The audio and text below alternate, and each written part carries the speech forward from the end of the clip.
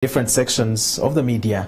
This may include requests for sexual favors, physical conduct of a sexual nature, or unwelcome erotic language.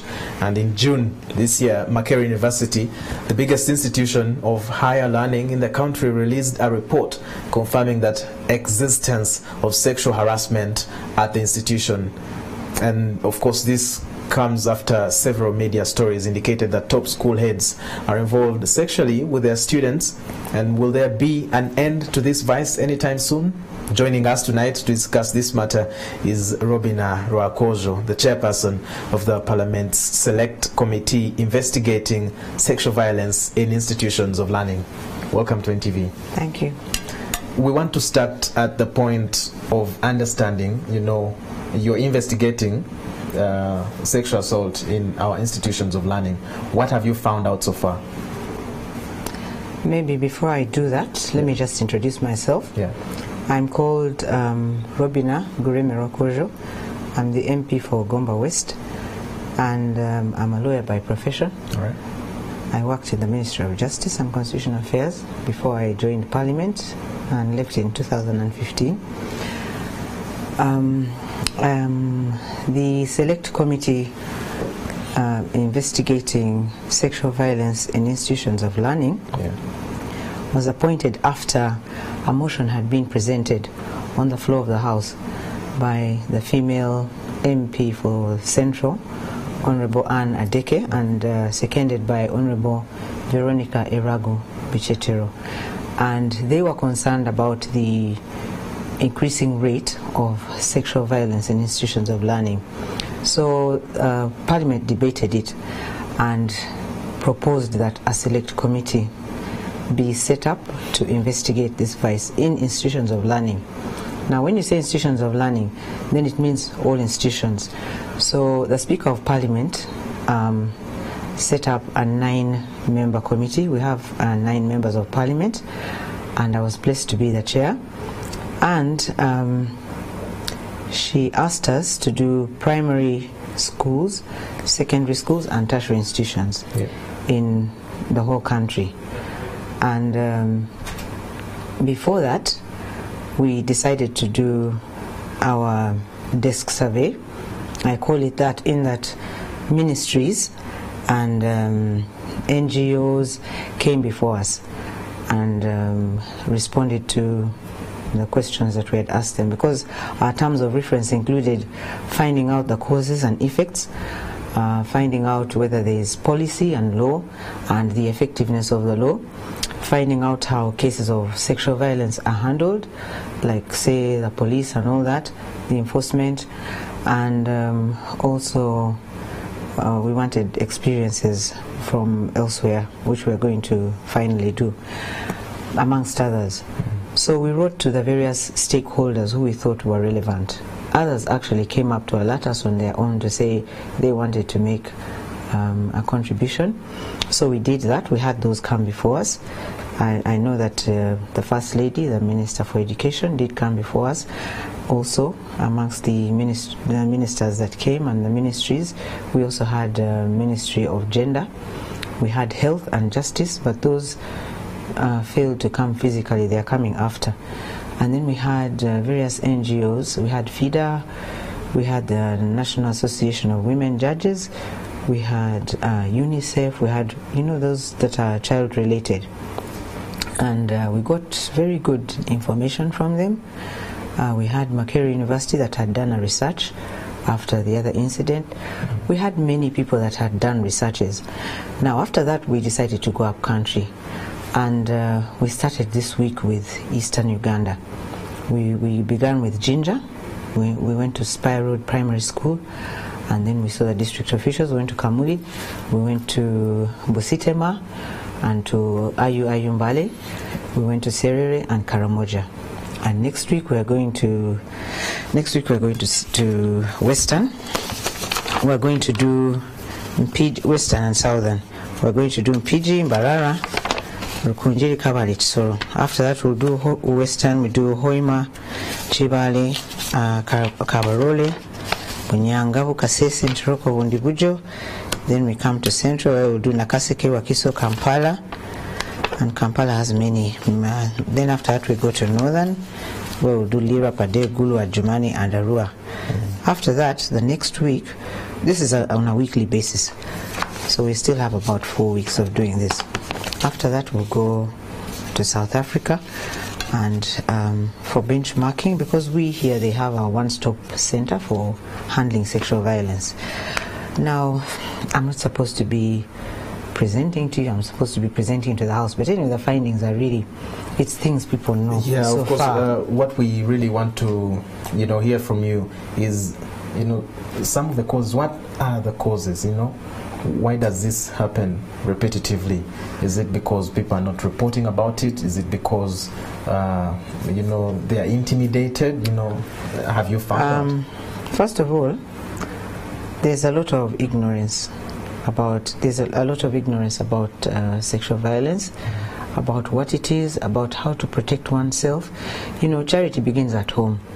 Many parents have left their children to servants, to teachers, and to whom it may concern.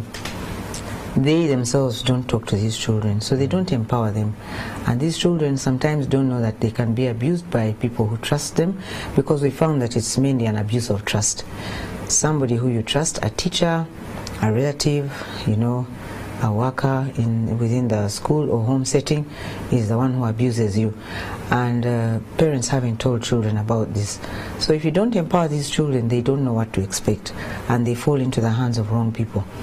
Now, they don't even know how to protect themselves when anything happens to them, because they haven't been sensitized. So we realize that there's a lot of sensitization that needs to be done in the first place, but it has to begin at home.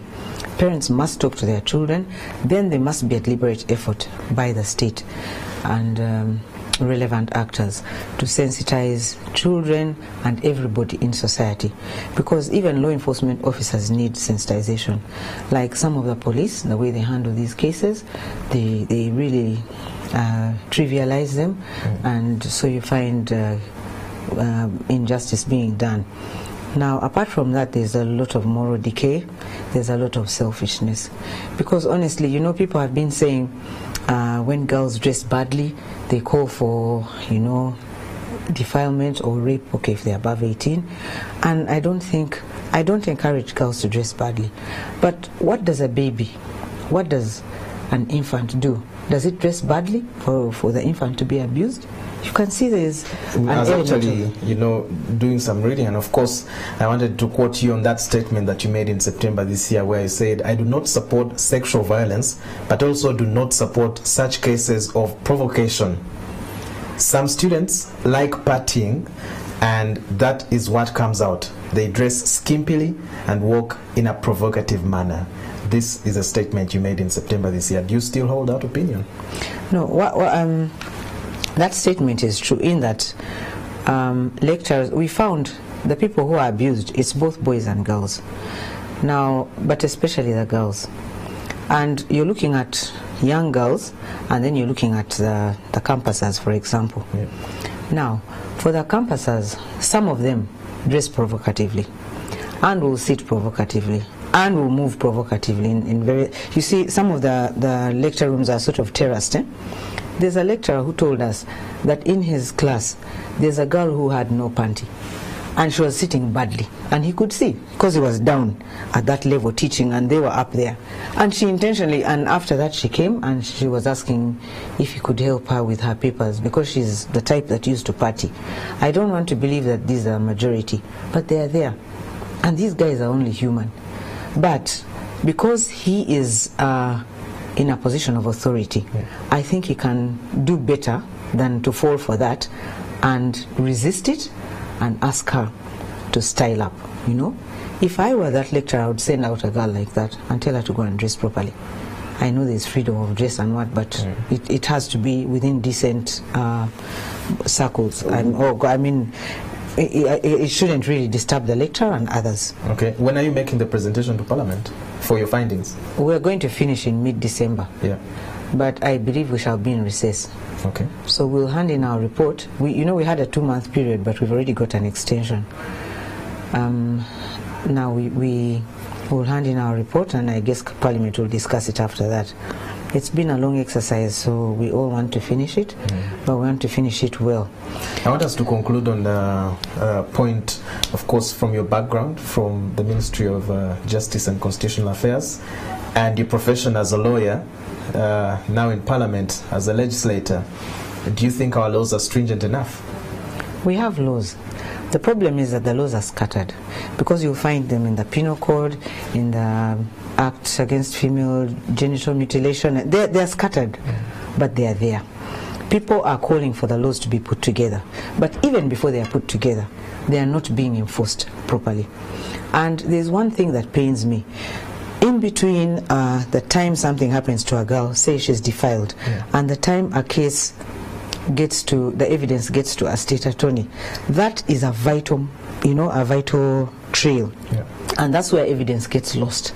And if you send up bungled evidence to, a state attorney, they cannot do a good case for you. Now, after a girl has been defiled, if she bathes straight away, you lose some of the evidence, If you fail to fill in police form 3, all along that trail, that very trail that I've talked about is very important. People need to be sensitized about it.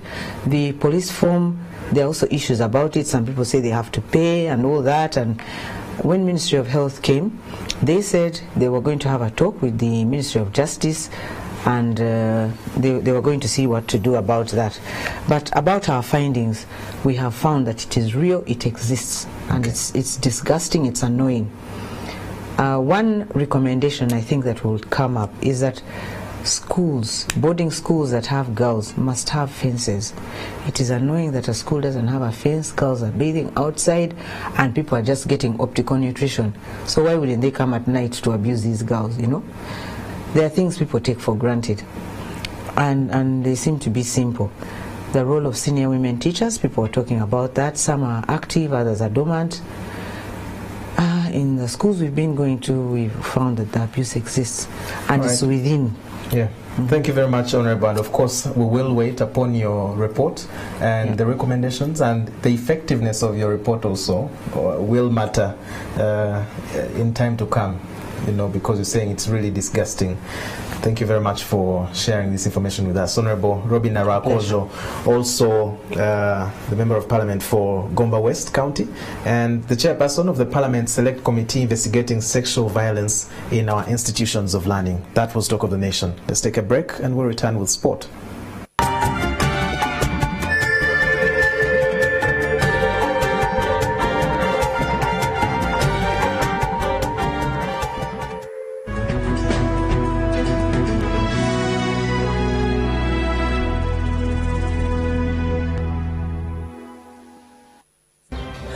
Wow, this is classy, elegant, magic, mystery and delight on Classic Bouquet.